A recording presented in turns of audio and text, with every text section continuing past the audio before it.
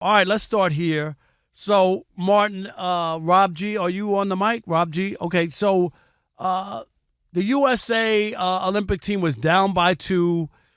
We heard it on Steve DeSager's update. LeBron scored, the last 11 points for Team USA when they almost lost to South Sudan. The other day, LeBron had a wide-open layup in order to win the game by 1 point for Team USA. And now there's another game that was close.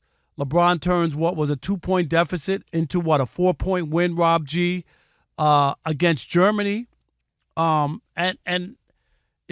you could celebrate LeBron and go, oh, my God, LeBron, he is the best player. My God, thank you. Thanks, LeBron. At almost age 40 years old, he's the best player. But this is shameful to me, Martin. Really? Is it a good sign? Even forget about this Olympics going forward. Where are the other guys? Where's Tatum? Where's Edwards? I thought those were the young bucks. Those are the new stars of the NBA. Where are they? MIA? Are they missing in action?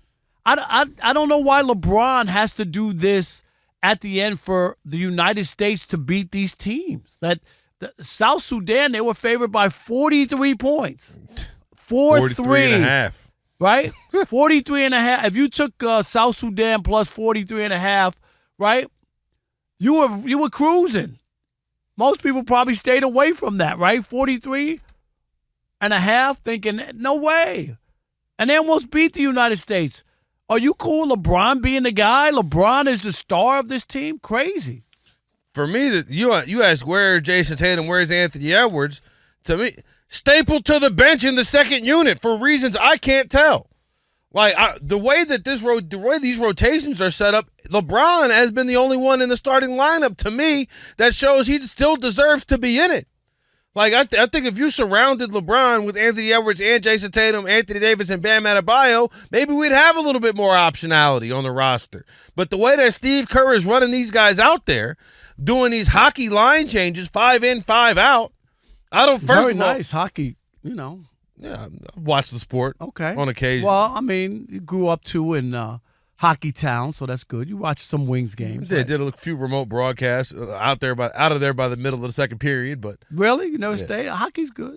I went to the Joe many a time. My first year in Detroit, went to 38 of the 41 home games. I live right next door to the Joe Louis Arena. 38 of the 41 home games. And now the Joe Louis Arena doesn't even exist anymore. I know, crazy, but anyway. Jeez Louise, old. Anyway. Now, the way that Steve Kerr is running out these hockey line changes, first of all, I don't know how he's supposed to figure out any level of a rotation, right, when you're not playing everybody on the damn roster. I don't know how he's supposed to do that. But with this starting lineup as it is, LeBron James is, to me, the only guy on the roster that's really taking guys off the dribble. And if you can't take guys off the dribble in Olympic basketball, you're going to be in trouble. We've seen the United States go off to slow starts. Why? Because they come out, shoot a 3, miss, shoot a 3, miss, shoot a 3, miss, shoot a 3, miss. And then that's the NBA that we played. We're in now, right? Isn't it all about threes? I'm not saying, look, sure, the three-point is incentivized, but that right now this roster currently constructed doesn't have anybody in the starting lineup besides LeBron who can consistently take people off the dribble, and to me, that's part of the problem, and it's been part of the problem. What? Not a part of the problem of they're not making shots, like they're supposed to make shots too, right? Yeah, I understand that, but when you miss your fourth 3 out of 5 shots, maybe it's time to go to the rim. That's what I'm saying. And would you see every time that this first unit comes out, what happened just in the Germany game? 24-4 or 21-4 run at the end of the first quarter. You know what happened with 4 minutes left in the first quarter? He subbed in everybody that's on the bench. If he optimized Steve Kerr, if he optimized the starting lineup. So you're saying Steve Kerr's a bad coach? I don't know what he's doing. Okay. I don't know what he's doing. I'm watching games at the house thinking I don't know why he's running out the same starting lineup, but I think if he did optimize the starting lineups, we would see more action and less LeBron.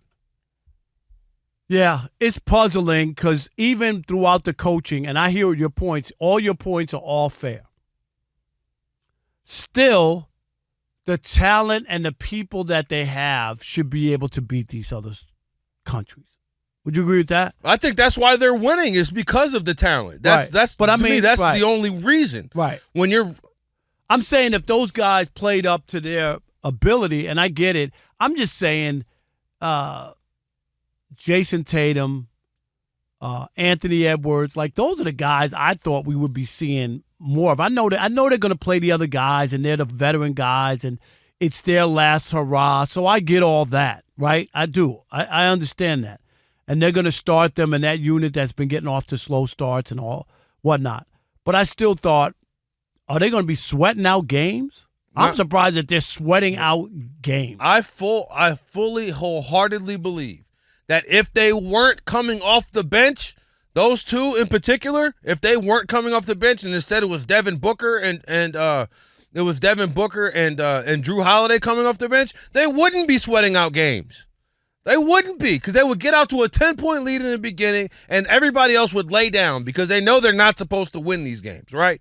You know, South Sudan, you give them hope throughout the first quarter. You give them hope through the second quarter. Right, they figure like, and then they figure, right. These guys are human. We can beat them, right? Germany, the same thing. If they come out and do a 21-4 run, that's a 15-point margin at the end of the game. Yeah, you always want to snap, especially a team that you're better than.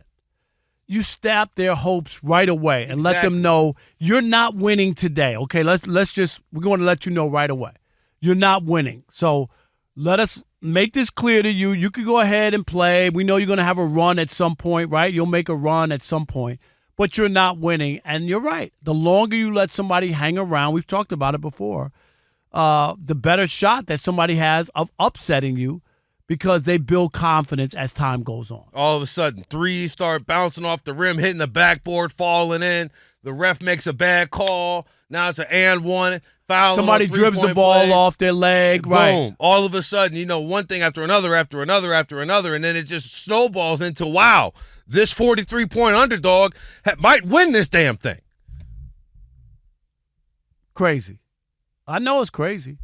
It's really I really do owe an apology to Warriors fans, because all those years while they were winning and had Kevin Durant, I'm just like, what are y'all complaining about? Well, but you always know this too, and I'll say this: people who are in that city, they know better than you. And I'll tell you, I remember the Steve Mariucci when he came to the Lions, right? And I remember writing this column: "The Savior has arrived." Finally, the Lions had like a football coach who had some, you know what I mean, not a Super Bowl, but had some cachet. Sure. I got nothing but you wait and see from writers out in San Francisco. Yeah? You wait and see when you watch him coach up close. So I was like, what?